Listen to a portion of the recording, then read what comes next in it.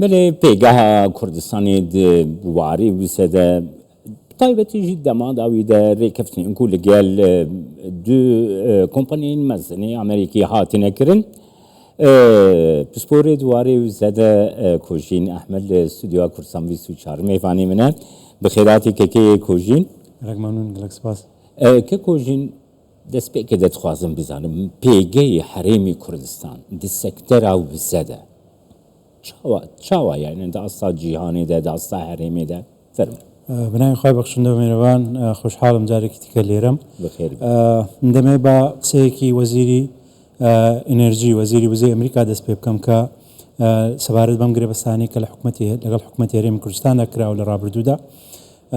اوی دوپات کرده و که ام گریبستانه هاوتری بو همه هنگن لگل سیاستی پیرو کردنی سیاستی اداره سروک ترامپ اما جگایکی دلخوشیه و همو توابی او گریبستانی که پیشتر لکردستان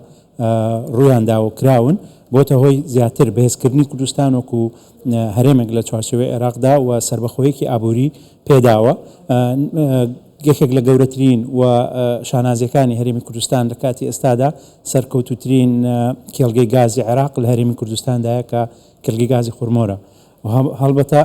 ئەم دوو کێڵگەیەش کە لە ڕابردوودا گرێبەستیان بۆ کراوە نزیکن لە ڕووی جوگرافیە و نزیکن لەو کێڵگانە و لە ڕووی عەمباری ژێرزەویانەوە ژمارەیەک یەکجار زۆر گازی سروشتیان تێدایە و بەپێی لێکدانەوەکان باسی نزیکەی 11 تریلیۆن پێ سێجا گازی سروشتی عەمباری ژێرزەوی ئەو دوو کێڵگانە دەکرێت لە کاتی وەبەرهێنان تیاندا و لە کاتی دروست بەرهەمهێنانی گازی سروشتی ڕەنگە بتوانن ئەگەر بە شێوەیەکی دروست ئیدارە بدرێت ڕەنگە بتوانن نزیکەی 500 میلیۆن پێ سێجا گازی سروشتی بەرهەم بێنن کە هەمان بڕی گازی بەرهەمهێنراوە لە کێڵگەی خورمۆر. که کوژین خوازم بزانم بنها بسردانی سروک وزیر مسرور برزانی بو امریکا ریکفتنی لگل HKN و لگل وسترن زاگروس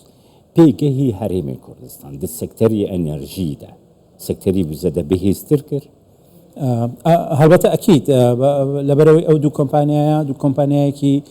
لە مێژینە لە هەرێمی کوردستاندا و تازە نین هەردوو کۆمپانیاکە لە پێشووتر لە کێڵگەکانی هەرێمی کوردستاندا بەرهەمهێنانیان هەبووە نەوتیان بە دواگەڕانیان کردووە بۆ نەوت و گاز و بەرهەمیشیان هەیە پێگەی کوردستان بە چ جای یەکێک لە سەرکەوتووی پێ ئەم گرێبەستانە ئەکرێ بەوە ببەسرێتەوە کە وەبەرهێنەری دەرەکی دەهێنرێت لە ناو کوردستاندا کۆمپانیا ئەمریکیەکان دەهێنرێت لێرە وەبەرهێنە دەکرێت وەبەرهێنان دەکەن تا دەگاتە ئەو ئاستی کە بەرهەمی گاز و نەوت لەو کێڵگانەوە بەرهەم بێنرێت دواتر بە شێوەیەکی گرێبەست لەگەڵیانە ڕێککەوتن کراوە کە چۆن کوردستان دەتوانێت ئەو پاریان بداتەوە. ئەکید پێگەی کوردستان بەهێزتر دەکات وەکو هەرێمێک و زیاتر سربەخۆیی ئابووری بە تایبەتی لە ڕووی نەوت و گازەوە زیاتر پێدەبەخشێت زیاتر بەرهەمهێنا چەند بە تایبەتی گازی سروشتی دەتوانرێت لە هەنگاوەکانی داهاتوودا هەرێمی کوردستان ببێتە پاڵپشتێکی دەوڵەتی عێراق بۆ پێدانی گازی سروشتی لە دوور دەتخوازم بپرسم کە کۆژین نوها یعنی زۆر سەرنجڕاکێشە بە مثلا گرنگی حريمي كردستان دي سكتري انرجي ده طيبتي غازي سروجتي ده ده استا جهان ده بگرنگیلیتی تماشا کرن دخوازن حسان کاری بو پیدا ببن بغداجی آلوزی درتخه چون تشتی و ساعت هەڵبەتە ئەوەی پێویستە لەسەر سەرکردایەتی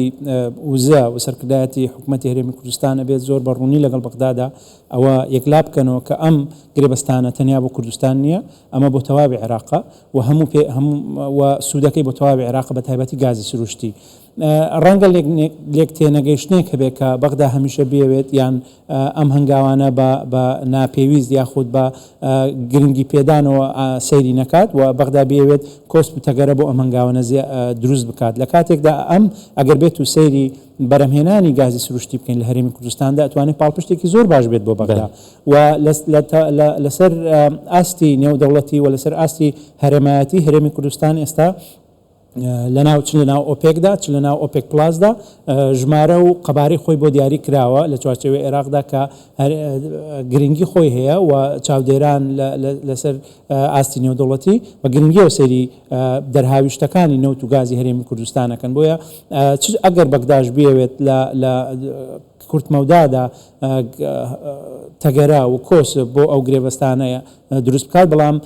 لە کاتی ئێستادا هەرێمی کوردستان خۆی سەلماندووە کە ئەتوانێت گرێبەستی نەوت و گاز بکات و نەوت و گاز بەرهەم بێنێت بە شێوازێکی نێودەوڵەتی و بە شێوازێکی ستانداردی لە ڕووی HSEەوە یاخود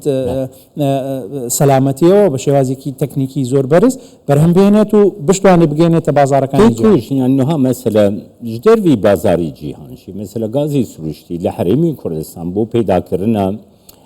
مثل پروژەی ڕۆناهی لە کوردستان بۆ ئەلکتریک کارەبایی 24 ساعتی یعنی پاڵپشتا هەری مەزن گازی سروشتی هەرێمی کوردستان بووە ئەوە دکارێ یارمەتیەکی زۆر زێدە بۆ بەغدای بۆ عێراقی دابین بکە و پێویستی عێراقشی پێ هەیە دوێ دەربارەی دەکرد بەڵێ لە کاتی ئێستادا عێراق لە وڵاتی دراوسێەوە گازی سروشتی ئەکرێت بە نرخێکی یەکجار گرانیش ئەکرێت و ئەو نرخی کە عێراق پێ دەدات لەسەر ئاستی نێودەوڵەتی گرانترە لەو نرخی کە لە بازاردا هەیە تەنانەت ئەگەر عێراق بتوانێت ینی پێویستە لە دانوستانەکان لە نێوان هەرێمی کوردستان و عێراقدا ئەمە دیسان دووبارە بکرێتەوە جەختی لەسەر بکرێتەوە ئەم گرێبەستانە یارمەتی دەری عێراقن تەنیا ئەگەر بە شێوەیەک بە عێراق خۆی نێوێت سوود لەم گرێبەستانە وەربگرێت یا سوود لە گازی سروشتی هەرێمی کوردستان وەرنەگرێت گینا گازی سروشتی هەرێمی کوردستان پێشتر سەرمێنراوە کە لە ڕووی تەکنیکیەوە گازێکی باشەوە توانرێت بەکار بهێنرێت بۆ وێزگەکانی کارەبا و من ئەمێ ئیشارەت بە یاخود ئاماژە بە خاڵێک بکەم شێوەی جوگرافی ئەو شوێنی کە ئێستا میران و تۆپخانەی لێ نزیکە زۆر نزیکە لە وێزگەی گازی منسووریەوە کە لەژێر دەسەڵاتی حکوومەتی عێراقە ینی بە ڕاکێشانی چەند کیلۆمەترێک بۆری ئەتوانێت هەمان گاز کە لەو کێلگانەوە بەرهەم دەهێنرێت بگاتە وەزگەی گازی منسووریە و پارێزگای سەلاحەدین بە تەواوی سودمەند بێت لەو کارەبایە بەڵێ بلید یعنی دخوازم بزانم بمجی هەروەها یعنی کوردستان ji dervê ew rêkeftinên li gel Amerîka kirî te kojî yani tu çawa pêşbînî dike yani Kurdistan duwarê gazî sürüştî de duwarê semanên sürüştî tir de jî taybetî duwarê enerjî de rêkeftinan li gel tu zanî yani Ewropa pêdawîstekî gelekî mezin bi gazî sürüştiye taybetî piştî şerê Rusya û Ukrayna yani alternatîveke Kurdistan